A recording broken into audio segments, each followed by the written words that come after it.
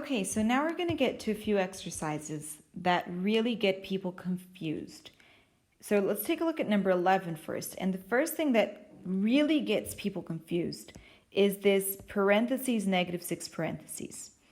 According to PEMDAS, right, we should do parentheses first. But what on earth are we going to do with just a -6 inside the parentheses? There's nothing to do, right? This parentheses over here, whenever you have one number inside a parentheses right at the beginning of your expression, this is just redundant. This means that there's no reason for the parentheses to be there. This is just complicating your life. So the first thing I want you guys to do whenever you have one number inside a parentheses at the beginning of your phrase, of your sentence, of your expression, then remove those parentheses. They're just there to get you confused. This is -6 -7 plus 6 times 10. Okay, so first thing is, don't get confused with these parentheses with one number at the beginning of your expression. Just remove them, get rid of them. They're useless, okay? Now let's take a look at what we have over here. So I have -6 -7 plus 6 times 10. What should we do first?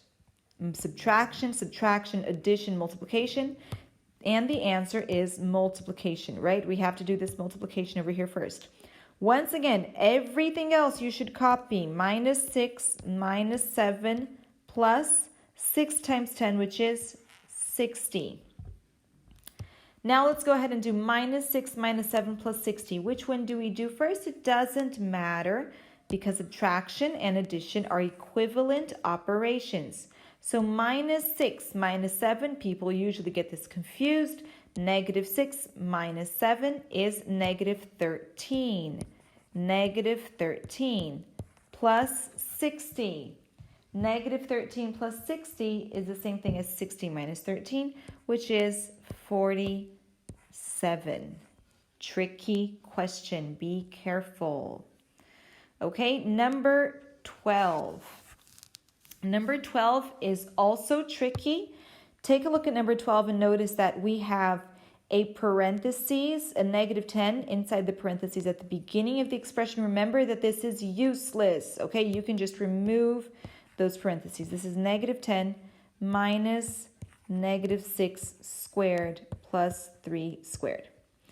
Now, this -6 inside my parentheses also looks very similar, right, to what we had over here with the -10. But it is not similar, all right? It is not the same thing. Because notice that this -6 has an exponent of 2. This means that I'm getting -6 and I'm squaring it. -6 squared is the same thing as -6 times -6. Which you guys know how to do this. It's 6 times 6, which is 36. A negative times a negative will give you a positive 36, okay? So be very, very, very careful. This first parentheses was redundant because it didn't have any exponents or anything. This one is not redundant because we have an exponent of 2. We have to square it. So this is going to be -10 minus this whole -6 squared. I'm going to highlight it in a different color because people get this confused. This whole -6 squared over here, without the outside negative, became 36. Let me remove these. Became 36.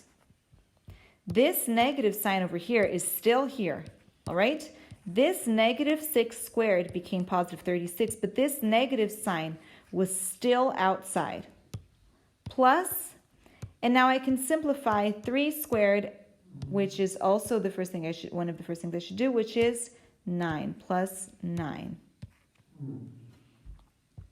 All right, be very, very careful with this type of exercise. And it's all over the place, so you guys should learn how to do it. Now I have -10 minus 36 plus 9. I have subtraction and addition which are equivalent operations. So I'm going to do negative 10 minus 36 gives me negative 46 plus 9, which is going to give me negative 37. Number 13. I have 1 minus 3 in parentheses squared plus, in parentheses, 4 cubed minus 15, close parentheses. Notice that this square over here, it belongs to the whole parentheses. The whole parentheses. This cubed over here, this little 3, does not belong to the whole parentheses. It only belongs to 4. All right? So whenever we're doing PEMDAS, we have to solve what's inside the parentheses first. And after that, what is outside. So this squared is outside my parentheses. This is not the first thing I'm going to do. So the first thing we're going to do is 1 minus 3, which is negative 2. All of this squared. Notice how I did not remove my parentheses because I'm squaring the negative 2. Okay, so be very, very careful with that. Plus, in my parentheses, I have 4 cubed. 4 cubed is not 12. 4 cubed is 4 times 4, which is 4 times 4 is 16, times 4, 64, minus 15. All right? Now we're going to do negative 2 squared. And negative 2 squared is negative 2 times negative 2, which is going to be a negative times a negative is a positive. 2 times 2, 4. So this is going to be positive 4 plus 64 minus 15, which is 49. Then I'll do 4 plus 49, which is going to give me 53. Hopefully you guys are being able to see how this can be very tricky. Okay? Number 14. Let's go ahead and take a look at it. You have a negative 3 in parentheses times 4 parentheses negative 4 times 2. Take a look at this one over here. I have a negative 3 in parentheses in the beginning of my numerical expression. I can remove my parentheses. Negative 3 times 4 times negative 4 times 2. I can already do this. Negative 4 times 2. 4 times 2 is 8 with a negative in front gives me negative 8. Then what do I do first? Negative 3 times 4 or 4 times negative 8? The answer is it doesn't matter. Can you guys see that in this one I have two multiplications being indicated by different symbols, right? By a different language.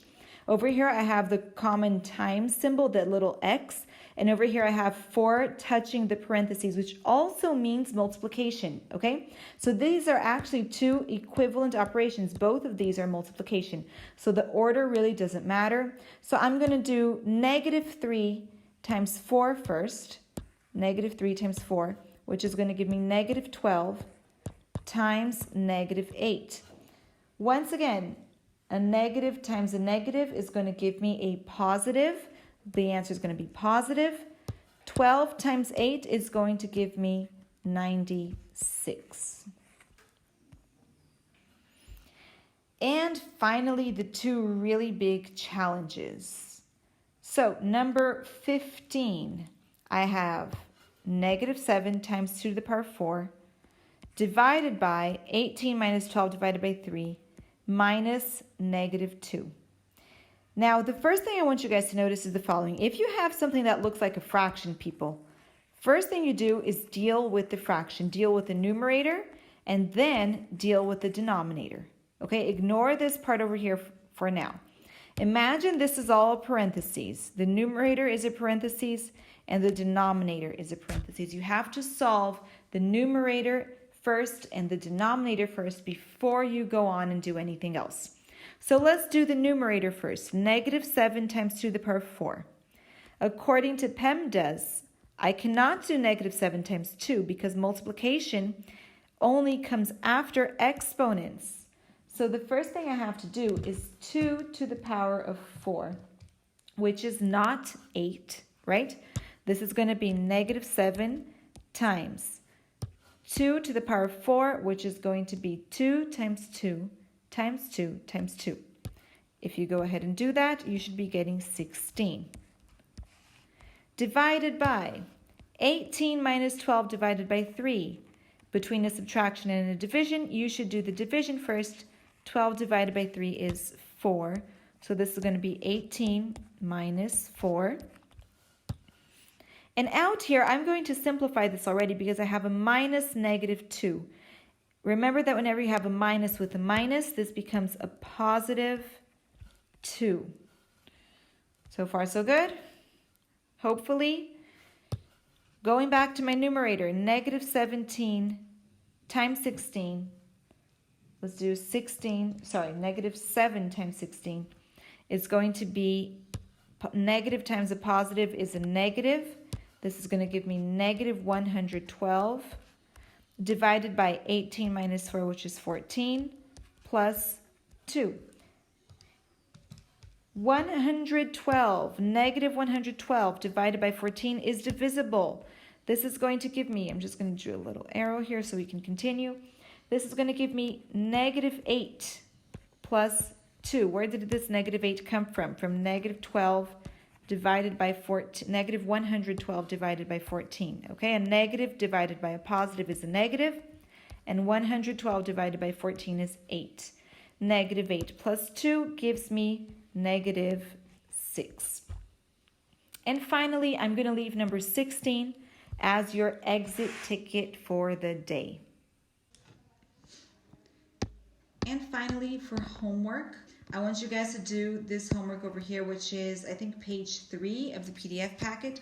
Why did the picture go to jail? All right. Homework 1, I will not be grading it, but I strongly suggest you guys do it for practice, okay? You guys have to practice doing this. If you are done with homework 1 or you want the answer to homework 1, I can send it to you for you guys to check your work, all right? Email me and I'll send you the answer to homework 1. This one over here, why did the picture go to jail, however, will be graded. I need you guys to do it and submit it to me by Wednesday, okay? It will be due on Wednesday.